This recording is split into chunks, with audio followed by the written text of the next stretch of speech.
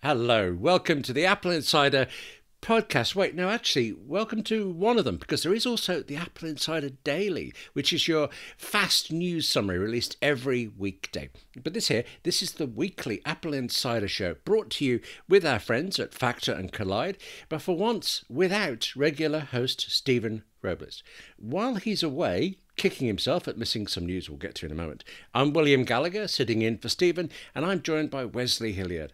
Wes, well, firstly, hello, but also, do you think Apple waited until Stephen was away before they brought out Apple Music Classical? Hello, William. Yeah, it is really unfortunate that Stephen happened to be gone today because this would have been his triumphant entrance and celebration, of course. He would have sung something now, wouldn't he? That's what we're missing out on. Yeah. Any chance I mean, I can hum? Considering classical music known for its singing. Well, it can be done as orchestral. Sure. Operas and such, yeah. Anyway, singing aside, before I got my classical music mixed up there, we were the recipients of yet more 5-star reviews. Maybe they'll put them back down to 4 after this, but I need to say hello and thank you to Nuko from the USA, who listens at 2 times normal speed. And also Time Pilot 84 from the USA. Time Pilot 84 is the best of all the Time Pilots. I think we know that. And then there's this. How to explain this? iHuman from Great Britain, where I am. iHuman, I have a stopwatch here, and I don't know how to work it because what iHuman says to us is, my one and only dream is to be featured on the exact 2-minute mark of the podcast and for my name to be read by William. Now, iHuman, look at me now. This is so suspicious. This is like you're going to use a 2-minute recording for something and I don't know what, and I'm a little wary. But also, really, seriously, look, there's a stopwatch trying to time this to say it at exactly the 2-minute mark. But what do we do if Wes butts in now with something so scandalous and libelous that the Apple Insider team of lawyers insists we remove an entire 5-minute section, and that totally blows everything? We can't do it. Of course, I don't have anything so scandalous, but I do want to point out that you did basically read that around the 2-minute mark. So congratulations, iHuman. Yes. Yeah, it's you know. But if you're listening planned. at 2x speed, that was at the 1-minute mark. Oh! So I'm sorry. Yet another reason. Listen, iHuman, tell us why the 2-minute mark, if you dare. But Wes, okay, I can't think of a single piece of classical music that didn't last longer than 2 minutes. My favourites last for hours. Mahler's Fifth Symphony, fantastic. Are you a classical music fan and therefore overjoyed at the news this week? I definitely cannot call myself a fan. I enjoy classical music. I can't name more than maybe the 3 that everyone knows. Of course, I have a lot of classical music love, and because of all the inspiration it provides to video game music. And shout out to Joseph Haydn's creation for inspiring one of the best video game musics of all time, One Winged Angel on Final Fantasy VII, of course. So, I had no clue that's what happens. Wow, okay. And intentionally, of course it's intentional. I was talking to a film composer about how films put in a temp track until the last minute and things. It isn't that they just were happening to be listening to it while they were coding and liked it so much they let it through. Well, so yeah, temp tracks, like it's funny how classical music is everywhere. I think everyone's exposure to it is probably through something like Looney Tunes. Yes. And I always love that little tidbit of if you pay attention, Looney Tunes is spelt Tunes, tunes. There's a lot of music in that show, and it's mostly classical because it was free, but still wonderful. Yes. Right. The economics of art, it never changes. I do like classical music quite a bit. I'm nowhere near an aficionado, but also I live in Birmingham in England, where we have the City of Birmingham Symphony Orchestra, the CBSO. So, world-renowned classical music orchestra. It's fantastic. I got to see them live several times, just wonderful. But I think one of the really interesting things for just every Apple user is how Apple Music Classical is going to fix the search problem that Apple Music had, because with classical music there are 30 different versions of the same symphony by 18 different orchestras recorded over 60 different years, and Apple is promising that we will be able to search through this. And what's interesting about classical music is every composer has different interpretations of different moments, and you can hear it differently every single time. So it's definitely like, if you are into classical music, as Steven is, like, you definitely want specific moments to be able to be found, specific recordings, and it appears that this app will help with that anyway. I presume they're doing it by just filtering everything out that isn't a City of Birmingham Symphony Orchestra. That would do it, wouldn't it? Really, that would. Well, no, even then, over the years, Simon Rattle and unfortunately the current conductor, she's fantastic, and I can't pronounce her name. They've all done the same classics, and you're right, every version is different. Okay. I did. So you bring up Birmingham. That brings us to another topic. I don't know if you noticed, William. I added a bunch of topics for discussion and put in no order. So we'll see how we fly through these. But were you arrested recently in Birmingham for carrying around an iPhone-shaped, well, I'll say taser, but some people might correct me in saying that is a brand name. But what is it? Electric. Electric shock thing. Or... electric shock weapon. Yeah, like there's a specific term you're supposed to use instead of taser, but I'll just say taser to avoid confusion. No, well, was I arrested for it? No. Frankly, England's better known for knife crime than tasers. That's just affected the tourist rate, but then so has Brexit. No, have other people been arrested? Wait, sorry, a taser or taser equivalent? Well, right. A thing that will shock you if you're touched by it. Yes. So I thought this was an entertaining story. Someone pointed out that Birmingham Live, some oh yes, that's the online version of the Birmingham Mail and Birmingham Post. Yes, they reported that the police in an area, let's see, Sutton Coldfield. Wow. As a boy, it was described as. So I'm assuming under 18, was arrested carrying around a device that looked identical to Apple's iPhone, but it was in fact one of these electroshock weapons, and capable of delivering 650,000 volts. Of course, they're illegal in your country, so...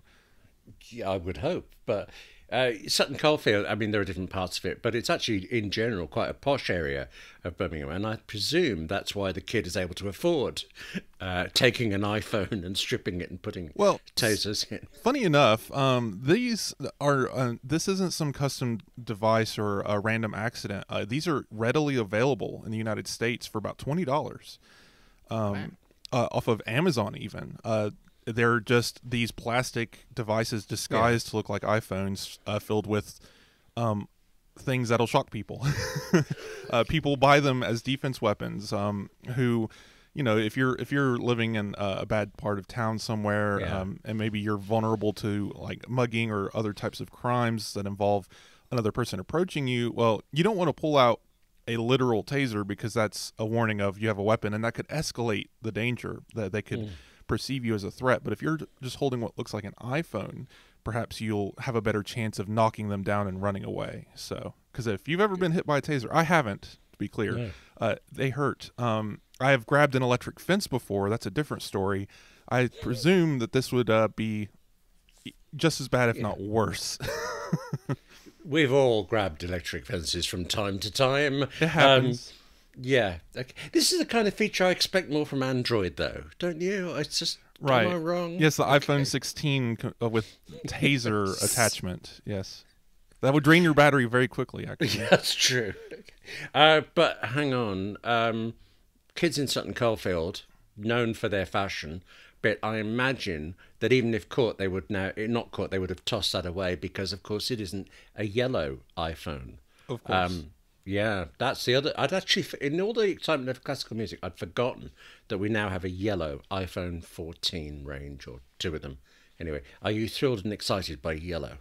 I'm more interested in the conversation around it. I was just very surprised by how much the internet grabbed onto and reacted to this as if it was any other Apple announcement. And I mean, the green iPhone last year was a little more exciting because it was green. I guess it was a little different, but we've had yellow iPhones before, and This one doesn't seem to be any different kind of shade. So I was just surprised by the continued conversation around it. I remember back when there was the iPhone 5 and they brought out what seemed to be a flop, the iPhone 5C in different colours. It was a yellow then.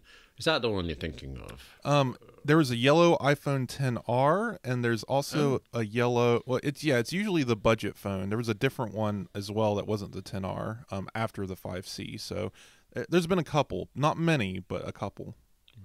I'm curious to see this one in the flesh because in the photographs it's so yellow. But I remember with other Apple devices, in person, the colour seems much more tasteful. Depends on the light, usually. Yeah. I saw a photo going around of the iPhone laying next to various yellow objects, like a Lay's potato chip bag. And this was definitely much more muted, almost pastel-like. But of course, the photo and the lighting and what the camera did to compensate for oversaturation might have changed it. So, like you said, seeing it in real life is the best way to experience it. I think, though, my best option is to just not buy a yellow one. Well, then I'd be safe. Correct me if I'm wrong, William. I do listen to this podcast. You don't own an iPhone 14, correct? No, I don't. So I'm in the market for one, really. Maybe an iPhone 14 Plus. Thing is, I don't like the biggest. I like the bigger screen, but I don't like the bigger size chassis that it comes in. So I remember I really, really liked my iPhone XR Max. I thought it was fantastic. But then the next year I bought an 11 Pro and I loved it even more. So I'm in the Pro size and Pro model. I'm not in the Max. I accidentally bought an 11 Pro and also experienced that 6.1 inch size at one time, and I really enjoyed that it was smaller, but I had to go back to the bigger size. There's something about just that screen real estate I've always enjoyed, so I'm rocking the 14 Pro Max currently.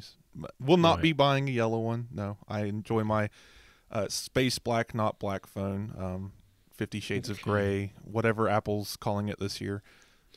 Right, so I'm just building up a list here of things not to ask you about: the electric fence, the accidentally buying a phone. I was running so quickly through the purchase that I wanted to get it a release day phone that I didn't realize that I'd bought the wrong iPhone. Yeah. I had a picture there of a minute of you running through an actual Apple store, just grabbing it off the table and blipping at the checkout and out again. But no, I understand the rush on pre-order day, because if you're not in the first second, you're not in. Oh yeah, so okay. Did you return it, or did you just live with it for a year? No, I kept it. It's enough of a hassle. I ordered through Verizon. That I could have done it, but really laziness prevailed, and I just kept it. And I didn't regret it. It was a nice phone, a good size, good excuse for me to at least experience that size once before running back to the bigger phone. I don't like returning things because it feels a bit ungreen in a way, but also I suppose every time I've done it, I've had problems. I've not having problems with Apple. That's not fair. I've returned an Apple Watch that was faulty, or I can't remember what it was now, but that was all fine. But I just got an Amazon Kindle Scribe just before Christmas, and no, it's not good enough. Sent it back. It took 6 weeks to get the money back from Amazon. So I'm a more careful buyer than you usually. Right. Well, I have returned things from time to time for different reasons. Sometimes just because the return policy at Best Buy is so wide, I would want to test something and then give it back if I didn't like it. So I've taken advantage, you would say, of such a policy before. But before we get too far out of pocket from talking about your wonderful country, I did want to mention that I was listening to, and this is Apple related, I was listening to the Problem with Jon Stewart's podcast and his most recent episode, and you were curious about this. He interviewed Ian Hislop of Private Eye magazine. Hislop, I don't know, maybe I could put some southern, that's correct. Southern twang onto it. Yes, he interviewed him, and I had to do a double take, William, because I wasn't sure for a moment if I was listening to you on the other end of that show, maybe with a stuffy nose, but he had quite the accent. But it was a very good interview. Go out there and listen to that podcast, guys, if you haven't. Yeah, Ian Hislop's a very smart man. He's been editor of Private Eye magazine, which is a satirical news magazine, since the dawn of time, and still seems to be razor sharp on it. Quite depressingly so sometimes when you think some of the things he has to explain. In fact, he said that he regrets that he didn't go hard enough on some commentary, especially around the recent cabbage phenomenon, because it just didn't seem that, within reality to go that far. But they actually took the real people took it further than the satire, which is really sad. Yes. I feel sorry. Yes, it is. And you are making me smart about the whole cabbage-based technology thing. But let's just leave that as a mystery Of for course. people. And Tommy said, so you're not going to buy a yellow iPhone for some reason. Don't know why. Are you going to buy an M3 Mac, which is either releasing, I don't know, tomorrow or in 3 years' time, or who knows what's going on with the M3 Macs? So this whole thing is so interesting to me. I've lost the link in our notes. Did you? Oh, there it is. I'm sorry. Yeah, this whole thing is quite interesting to me because it seems no one can agree on when the M3 is coming out and what devices are going to get it. It's all over the place. I won't, name names. It's the usual 5 people, Ming-Chi Kuo and Ross Young, whatnot. Just they're all bickering about it. It seems in the background anyway. Of when is the MacBook Air getting a refresh? Is it going to get the M3 processor? When is the 15-inch version going to drop? And it's all basically 2023 or 2024 range. And it's like, well, of course, Apple's going to release a new version of this model at some point. So it's a bit of a head scratcher. Have you been keeping up with these rumors? I did for a while, but then we started getting into whether there would be a 15-inch MacBook Air or also a regular MacBook Air. And I look at my 14-inch MacBook Pro and I realize I don't want to know about any better machines. I like this one. I spent a lot of money on this one. Don't give me an M3 version of this one yet, please. I need a bit longer. I think we're both using the same machine. I have an M1 Pro in my 14-inch MacBook Air. Yes, same here. Yeah, very enjoyable machine, and I look forward to either never buying another Mac again or at least waiting until the M3 comes along and makes us all want one. So, yeah, because it's funny, isn't it? You buy these things knowing if you spend a little bit more and get a faster processor, it's going to last you for that much longer. But there's also a little bit of you that quite soon wants to buy a new Mac. Like I really fancy a Mac Studio, but yes, maybe by the time the M3 MacBook Air comes out, we'll all just be living in VR anyway and won't need one. But I did want. Sorry, I'm processing that thought. Right. Yeah, you did want to save me from that vision of the future. No, I could feel your pain through the microphone. So, just a quick discussion here of this M2 release cycle. Basically, what we're looking at is right now, the M2 Ultra is on the horizon. Right there has to be one that's going to happen. There's a lot of discussion around the Mac Studio ceasing to exist in favor of just going to a Mac Pro with the M2 Ultra or whatever chip Apple puts in it. I don't think those rumors are, I'm not holding a lot of stock in those rumors. I feel like the Mac Studio is too much of a, they've done this before where they've released a one-off product with a lot of engineering behind it. The iMac Pro, for example. But I don't know, something about the Mac Studio that doesn't seem right to me. And I'm expecting the M2 Ultra will launch in that machine sometime in the next couple months, actually. That's a very spring kind of release. But rumors have been pointing to the 15-inch MacBook Air coming anytime. And that anytime has spanned from maybe last July to now, all the way till 2024. That's how that's how varied these rumors have been. And if it releases tomorrow, say, it would have an M2 processor in it because the M3 does not exist. But conflicting rumors have suggested, no, it's coming out as well as a refreshed 13-inch MacBook Air, also with an M3. But doesn't make sense either, right? Because the M3, if they both release with an M3 in it, well, the M2 cycle isn't even done. So that puts that in the fall, right? So, but that contradicts every other rumor. And Ross Young specifically is pretty accurate, and he's got a lot of insight into the display supply chain. And he's said multiple times in the last few months, April to May for the 15-inch MacBook Air with M2. That makes the most sense. It appears that Apple's getting their display supplies together. Everything's lining up for that. So definitely no M3 by then. And we also know on the flip side of things that the M3 will probably run on the 3-nanometer architecture, which different things have said it's in mass production. What does that really mean? I don't think they've ramped up to full Apple scale yet.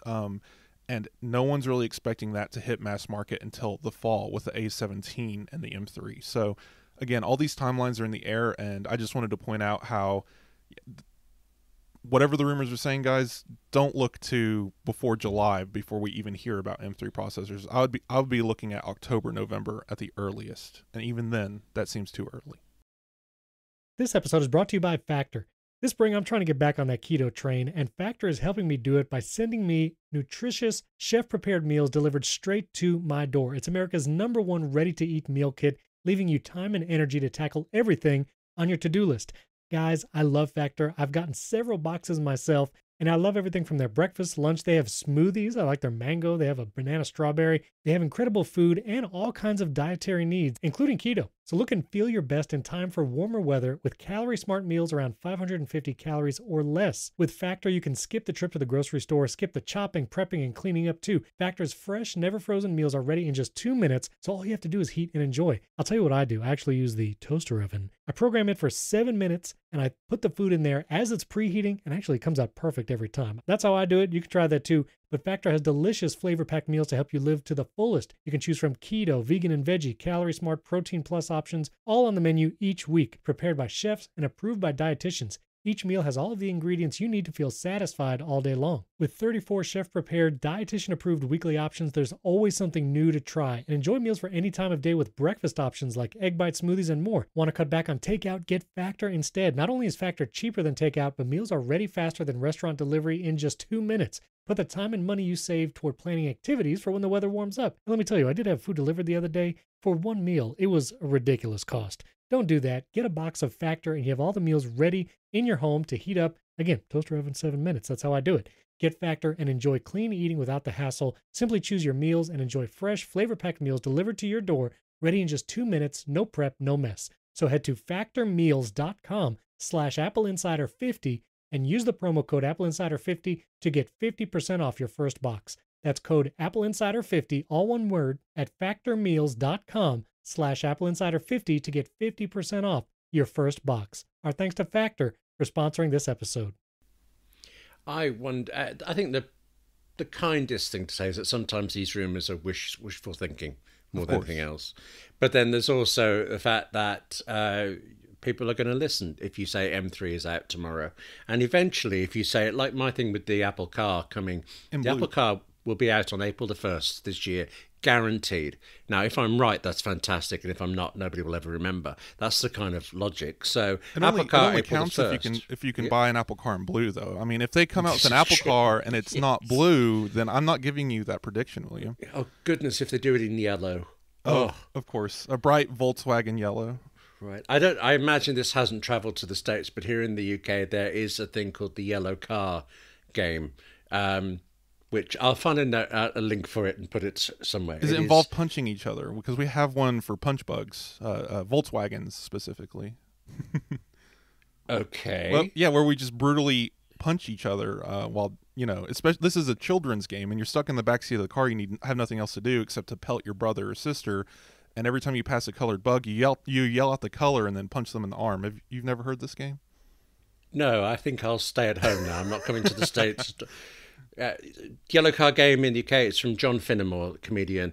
10 years ago he did this, and just recently, for some reason, it seems to have come around again. You're walking around, you're driving around, you see a yellow car, you say, yellow car.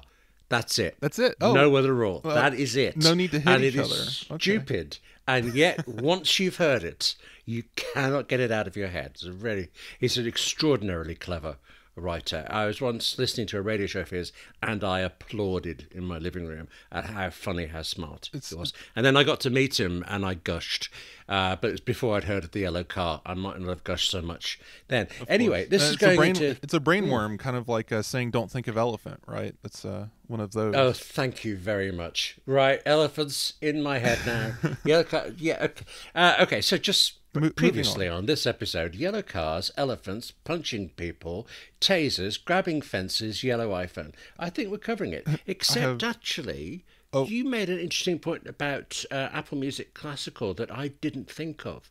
I know going back to that, but all of this great music is coming in, all of this great high quality audio, and you've spotted a flaw in Apple putting out lossless classical music, haven't you? Yeah, the high-res lossless, 192 kilohertz, 24-bit high-res lossless. That is pretty much the maximum we can do, and really, arguably, as Stephen and I have discussed, probably even more than what humans can hear, despite what some of audiophiles might claim.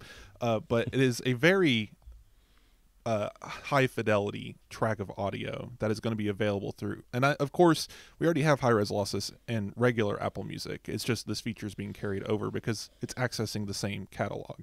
But I found it interesting that Apple emphasized this feature for Apple Music Classical when none of their headphones, Beats included, support this audio codec. What do you think of that? Do you think there might be an impending announcement on the horizon? Oh, an M3 AirPods Max That's it. Pro. Yes, in blue and yellow stripes. This could be it. With Okay. infinite battery life, and Yes. it connects over Wi-Fi and uses AirPlay. No, it's definitely just an interesting thought that Apple's pushing this codec, because again, even the company, when they announced lossless, it was kind of a footnote in the announcement, because if you remember, they announced it the same time as Dolby Atmos, and Apple was very clearly excited about Dolby Atmos, and that was 80% of the article. They had Zane Lowe promoting it on Apple Music. And then, oh, by the way, there's lossless audio also. And you can toggle this switch and it takes up all of your data and all of your storage, but it's there. And none of our headphones can do it. And there was some hope and some rumors. Our old friend John Prosser mentioned that Apple is working on a codec that could be AirPlay 3. That would be a Bluetooth Wi-Fi kind of hybrid that allowed Apple to transfer these high fidelity tracks over the air in its lossless format without losing any of the integrity of the sound file, which is all very nice, and it never came to be. I was wondering, and I postulated this, I think, on Mastodon and perhaps in one of our private Slacks, would Apple be willing to announce maybe the new set of AirPods Max we've all been waiting for, because it has been a few years now. 2020, I believe, is when those first ones came out, right in the middle of the pandemic, releasing a $550 pair of headphones. Very brave, but did well, seemingly, and at least it seems to be doing well, for what an expensive pair of headphones can do. But what do you think, William? Do you think Apple will release an AirPods Max 2, perhaps with the capability of listening to this audio type? No, actually, I don't. I don't know why, but Of course. Okay, follow some logic here. Apple Music Classical is announced, right? It's starting March 28th. I didn't say that. March 28th, all goes live. There's going to be an app for it, separate from Apple Music. There's the Apple Music Classical app. You can actually pre-order that app right now. But if you go into it, it actually says for iPhone. It doesn't even say there's an iPad version. It doesn't seem to be a Mac version for it.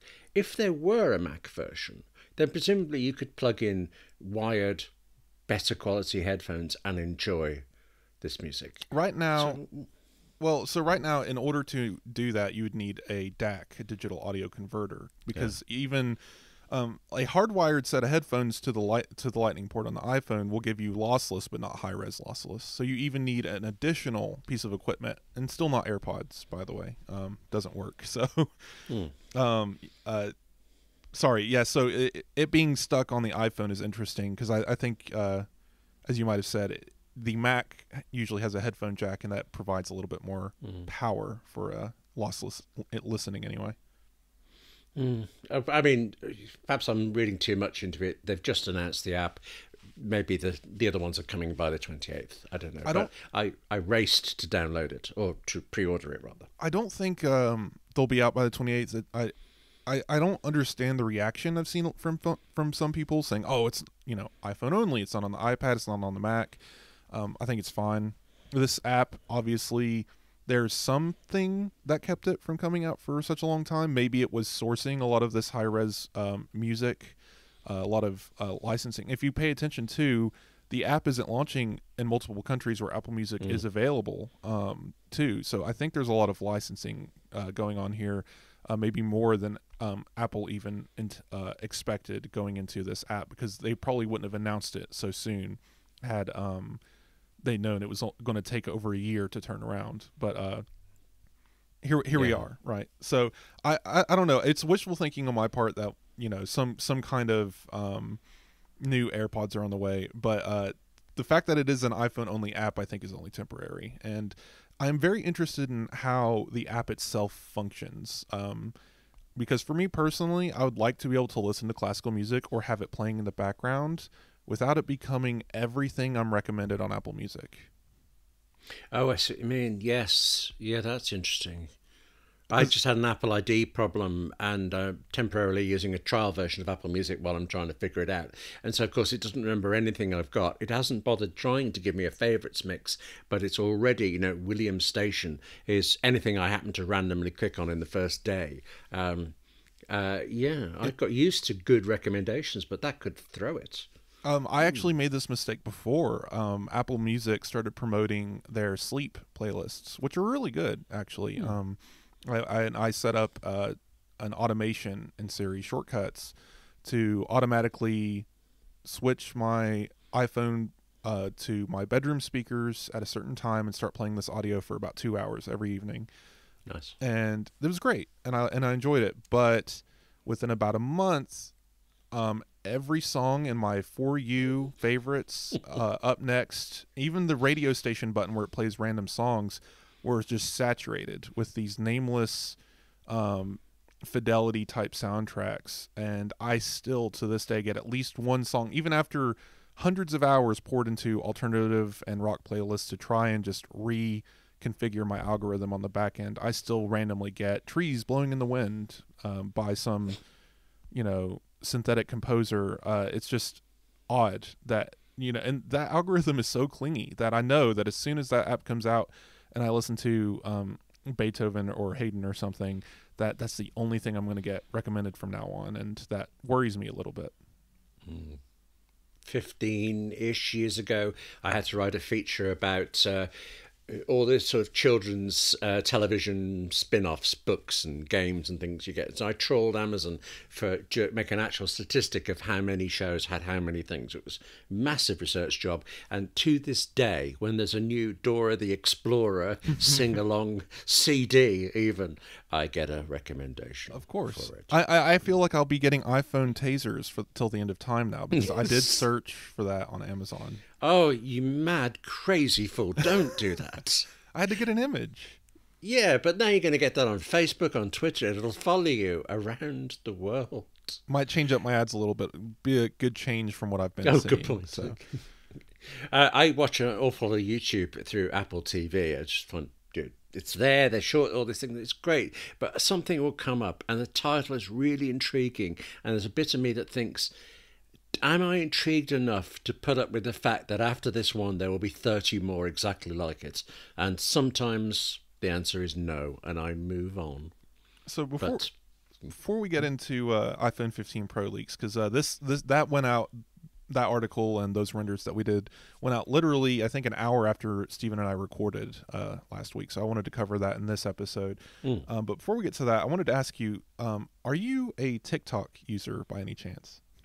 I have used TikTok twice. I had to write about it twice, and obviously you got to sign in. And each time I signed up, and the very first thing it showed me was slightly disturbing, and I was not encouraged to stay with it. I'm thinking about it. It seems fun. But I hear all these things going on in the States about it.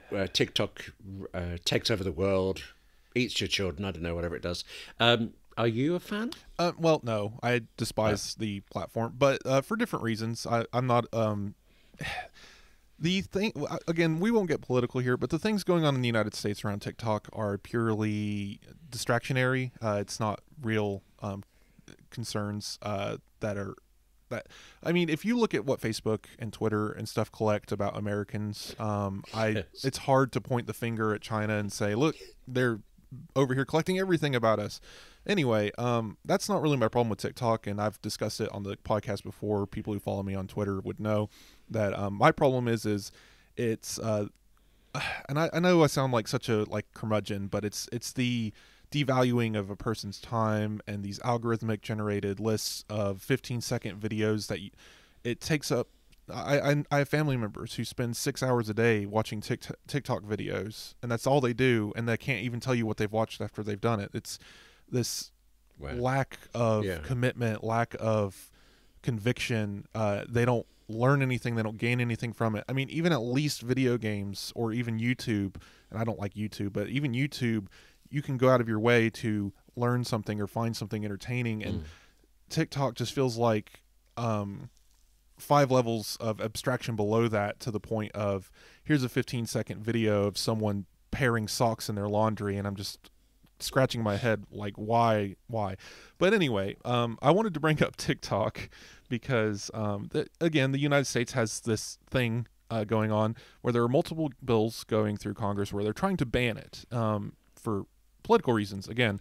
And then yesterday, I don't know if you saw this news, Spotify had an announcement that's basically turning the platform into kind of a TikTok-esque browser. And I was wondering what you thought of this, if you saw this announcement. But Spotify as in music Spotify, as in streaming service that I don't use. This is the curious part about it, yes. The music streaming app Spotify.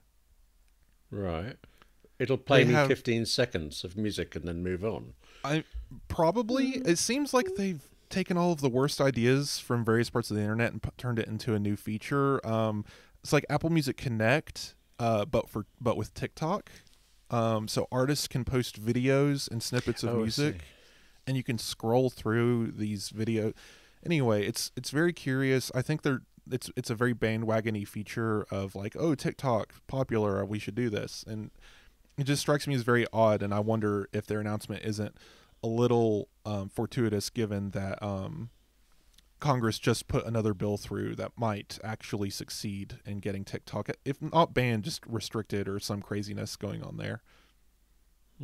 Yeah, I only bring it up because it's an Apple Music competitor, and I'm happy. And again, just all of this happening at the same time, we look at what Apple's doing with their music service, bringing more music, making it easier to find classical music. And then you look at Spotify, the lead competitor, the biggest music streamer in the world, and they're doing more and more features that have very little, if nothing, to do with music. And I wonder what that's about, and what just the existential crisis, I guess, of a lot of these for-profit music streamers. Because Apple, it's a for-profit company, but Apple Music does not need to make money for it to continue to exist.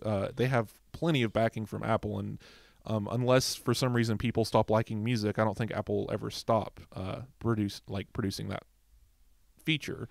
And it's curious seeing Spotify, when, if you pay attention to their financials, they're so desperate for more attention, more money, because they still lose so much, that it's a surprise that they've survived as long, if only because of venture capital, what they're doing to try to continue to survive. And I'm waiting for them to introduce the AI chatbot for Spotify, which I'm sure will be coming any day. Right, Music GPT is around the corner. I realised, by the way, I don't know what GPT stands for, but does anybody? I should ask ChatGTP, what do you stand for? And it'll tell me truth, justice, and the American way, won't it? Okay. This is not the first time that well, it's not really a social media service, but a platform, there you go, that a platform has been inspired by others. I mean, didn't Instagram start, I forgot what they called it, but it's been taken up on Twitter and Facebook as Reels and Shorts, and YouTube's doing Shorts now. It was as well. Stories. Thank you. Yes. Kind of. It was to the point that it became a meme that everyone started making fake concept art of like Microsoft Word with stories in it, because it had just, everyone was announcing stories. Okay. I have never clicked on anybody's reel or story. Me neither. I have watched a couple of shorts to see how they were done. It seems like, again, I must be old. I don't really understand, because I know, like, my 14-year-old niece looks at me like, what are you talking about when I talk about this stuff? Because it's just a part of their life. They've been born into this world where all of this is perfectly natural, but it is still so confusing to me, where, again, like, we've gone so many levels below. When Twitter came out, I remember the complaint was that, like, it was the absurdity of people tweeting out, "I'm eating oatmeal," and that would be the whole tweet. Or like, I'm visiting Walmart today. And it eventually transformed into the Twitter we know today, for better or worse, being more news and microblogging and about like greater topics and discussions. And I wonder if this is heading that way too, eventually, where we get actual properly formatted information. But right now, it does feel like it's just random thoughts streaming through the universe. I don't have a problem with things being short or new, but I'm a drama fan. And I think the 1 hour drama is, to me, what the 3-minute pop song is to a lot of people. I think it's the perfect form. So I want all of them. I want everybody to have all of them. It's not that I'm asking that these things go away. I just want them to be better. Make it, do the thing where you make me get into it, right? Find a way to convince people like me who are on the fence, who are questioning why do these things exist, and convince me why they should exist, because they're not doing a very good job of that. And I know that they don't need to, I guess, convince me of these things. It's not really their problem that I don't really understand it, but I feel like that's a corner of the market that they're not addressing, and we're only accelerating towards more of this, not less of it. So again, I just wonder what part of the puzzle I'm missing about like these stories or Twitter Spaces or a lot of how Snapchat works. I never really, even though it was kind of in my age range, I never even really got into like Snapchat and stuff. So maybe social media just isn't for me, right? Because the most social media I've ever used in my life and still use is Twitter, and now Mastodon, and that type of space and sphere, a public discussion forum, more or less so a here's 40 pictures of my dog and what I ate for breakfast, which Instagram's fine, but it used to be better.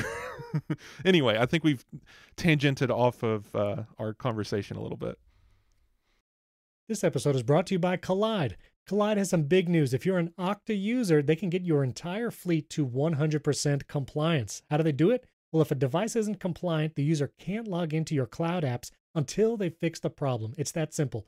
Collide patches one of the major holes in zero trust architecture, which is device compliance. Without Collide, IT struggles to solve basic problems, like keeping everyone's OS and browser up to date, unsecured devices, or logging into your company's apps because there's nothing there to stop them. Well, Collide is the only device trust solution that enforces compliance as part of authentication, and it's built to work seamlessly with Okta. The moment Collide's agent detects a problem, it alerts the user and gives them instructions to fix it. If they don't fix the problem within a set time, they're blocked. Collide's method means fewer support tickets, less frustration, and more importantly, 100% fleet compliance. Visit collide.com/AppleInsider to learn more or book a demo. That's KOLIDE.com/AppleInsider, collide.com/AppleInsider, and that link is in the show notes. Our thanks to Collide for sponsoring this episode. I think I asked you this, but last time we spoke, because it's only been a few weeks.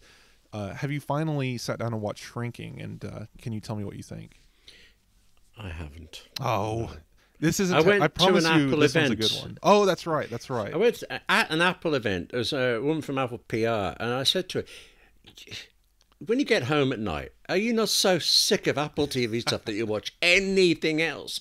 And she said, no, there's Shrinking. You've got to see Shrinking. And she so meant it that I came home and immediately started it and got distracted by something else I had to do. So I'd actually forgotten it's a lovely that I show. Promised to do that. Okay.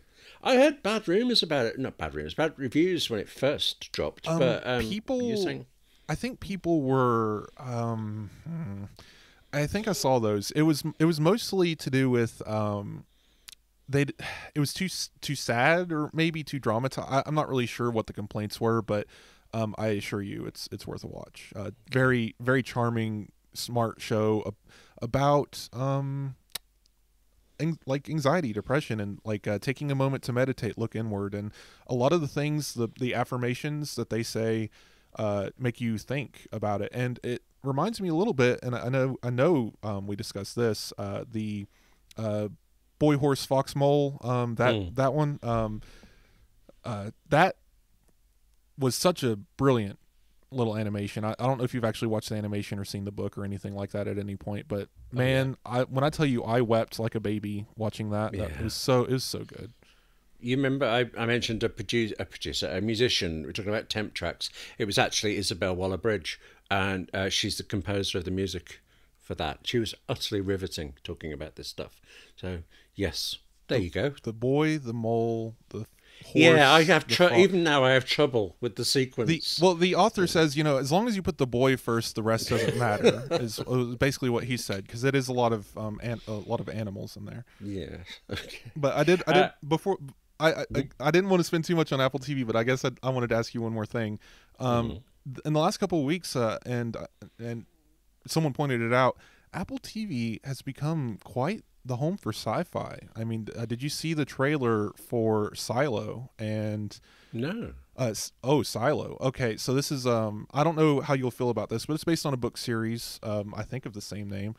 And it's one of those post-apocalypse. They're all trapped in kind of almost a Fallout Shelter-esque place, and they've been there for so long they don't even know why they're there in the first place. Looks amazing, and it's joining all of the other really outstanding sci-fi on Apple TV with stuff like Severance and For All Mankind, and a lot of interesting ventures in that space on Apple TV, which I wasn't actually expecting when Apple first announced this service. So good on them. No, it does seem to be a very broad church now. I just watched Sharper, the film, and I really enjoyed that. I know the next season of Slow Horses has been filmed, and from what I hear of it, it's really good. So those are both thrillers, I suppose.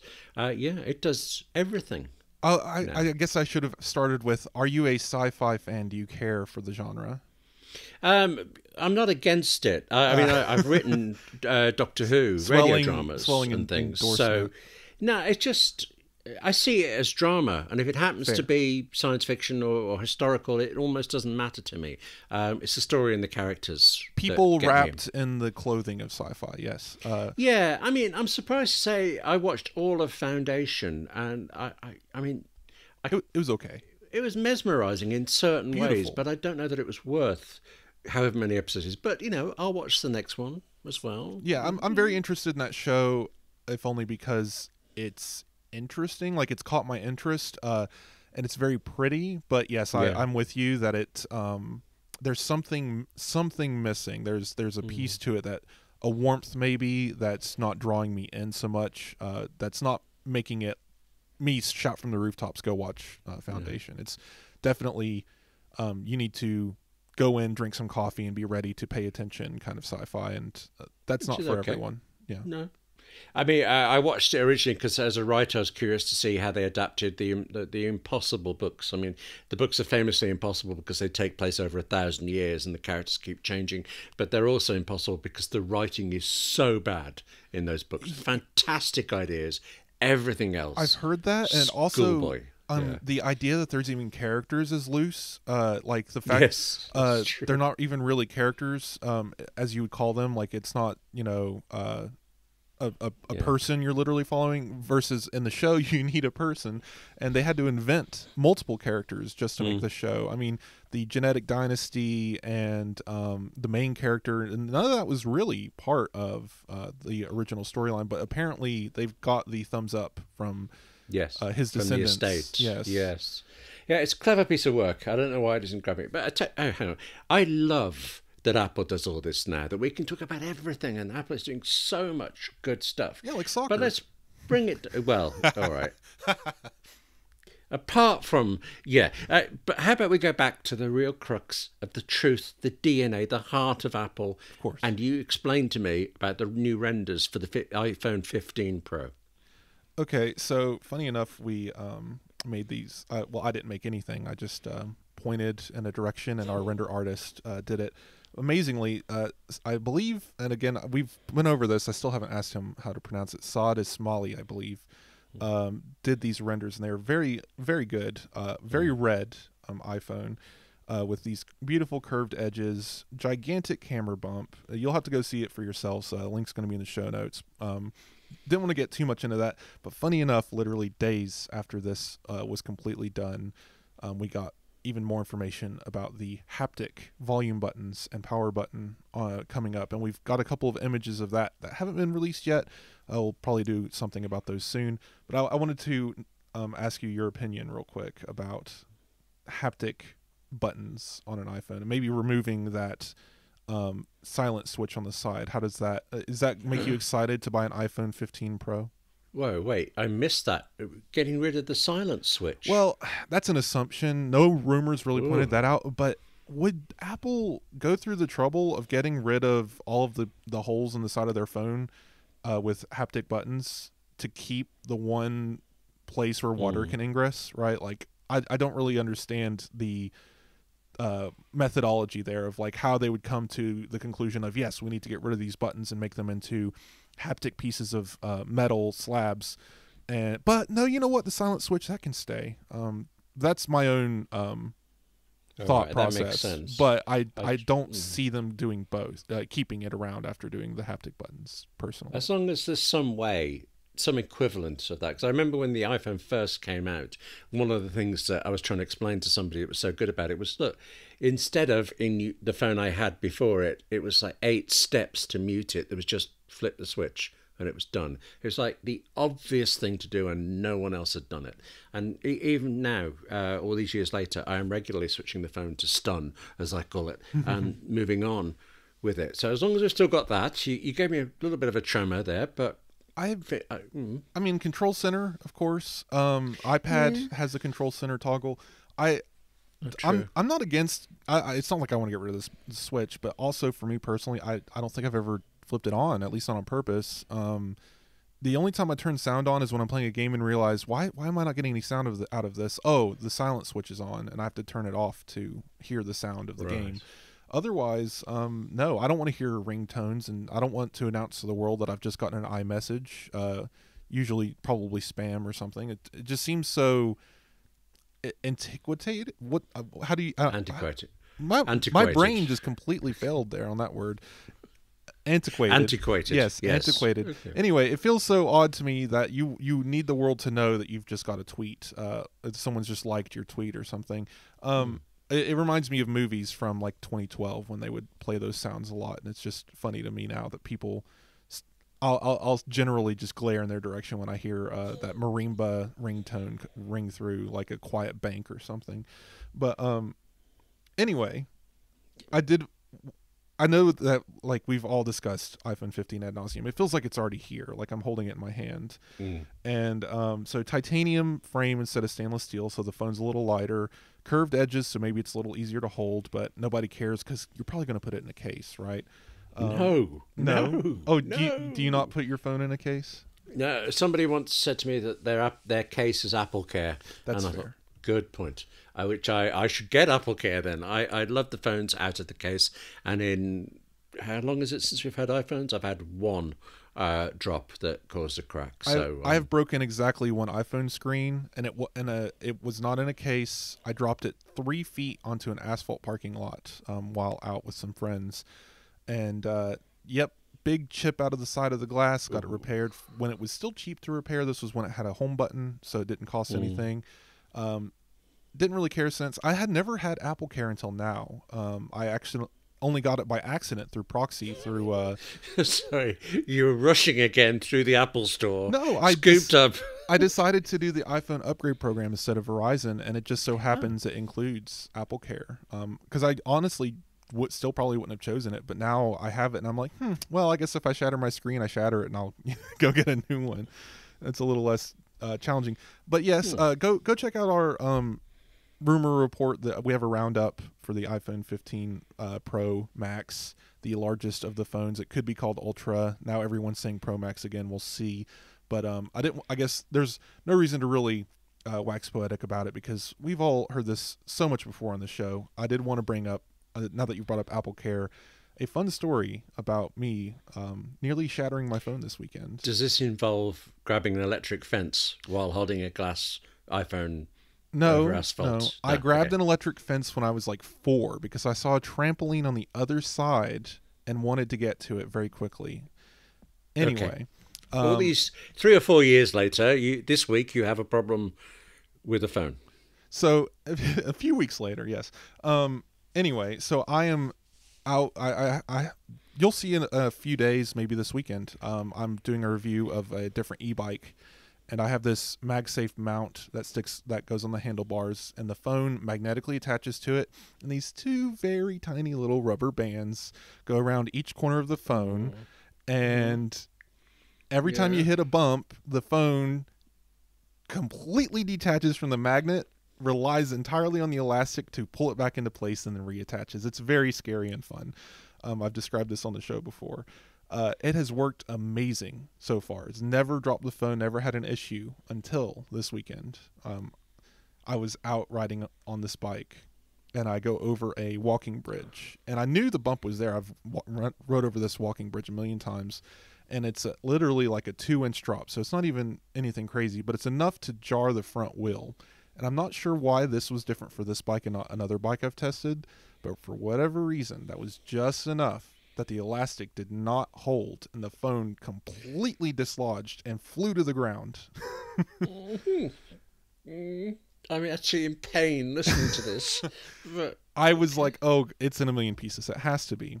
Well, luckily, recently, so normally I'm with you, William. I have been a no case person forever. I don't like cases. They're too bulky. They make them sit funny in your pocket. It's just, no thank you. I'd rather just hold the phone. But a few months ago, a brand, Pitaka, sent me a case to write about with aramid fiber. And this thing is paper thin. It's like, there's no way this can protect the phone if it ever does anything. But it felt nice in the grip, and it didn't really add any thickness to the phone. So I've kind of kept it on there. And one of the reasons I kept it on is because I didn't realize this, but if you use MagSafe, like a MagSafe wallet or a battery pack, the magnetic connection is so much stronger through a case than through the magnets on a bare iPhone. I don't know why. Maybe the case manufacturer ups the stickiness. I'm not sure, but it grips so much better. So I decided, you know what? I use so many MagSafe accessories in the car, on the dash, on my bike, that having a case on that ups the grip strength of MagSafe, I'll keep this on here. That's fine. And this case, man, it performed. There's a dent in the side of this case where it impacted the side of the concrete that I was riding over, and it slid the phone across, and no damage, zero to the phone whatsoever. Nothing, not even a scratch on the screen, or the camera lens, or nothing. But the phone case itself, the aramid fibers absorbed every bit of the shock, and I was just very surprised that I was not going on a trip to Best Buy to get my phone fixed that day. okay, I've been holding my breath there for a minute. That's a point to stop. On that bombshell, let's stop there. I think I want to say thank you, Wes. I'm pretty sure I do. But I've got to get elephants out of my head. I've got to reconsider cases. Yeah, but thanks anyway. Let me just say then, that's it for this edition of the Apple Insider podcast. Remember, you can support the show either directly in Apple Podcasts or via Patreon. And there are links, of course, to everything in the show notes. Thanks very much to our sponsors, Factor and Collide. And thanks to you for listening. Stephen and Wes, we're back next week, and I will see you soon.